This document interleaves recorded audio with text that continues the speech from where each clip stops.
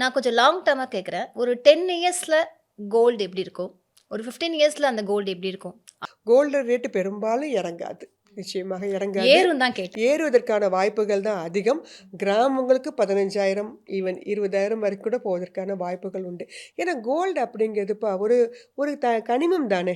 ஒரு சுரங்கத்திலேருந்து வெட்டி எடுக்கிறது தானே. எவ்வளோ வேற தான் ஏதாவது வெட்டி எடுப்பீங்க? கனிமம் இருக்கா மேம்? ஏதாவது கண்டுபிடிக்கிறதுக்கு சான்சஸ் இருக்கா? கோல்டுக்கு நிகரா? இப்ப அதனால தான் அந்த 9 கேரட் கொண்டு வராங்க. இந்த அளவு வாங்க முடியலன்னு சொல்லிட்டு நமக்கு 18 கேரட் வச்சிருந்தாங்க. அடுத்து பாருங்க 9 கேரட் கொண்டு வராங்க. ஸோ அதனால கோல்டு அப்படிங்கிறது ஒரு கனிமம். ஒரு தாது. அப்படி இருக்கும்போது அது சுரங்கத்திலேருந்து எவ்வளோ வெட்டி எடுப்பாங்க.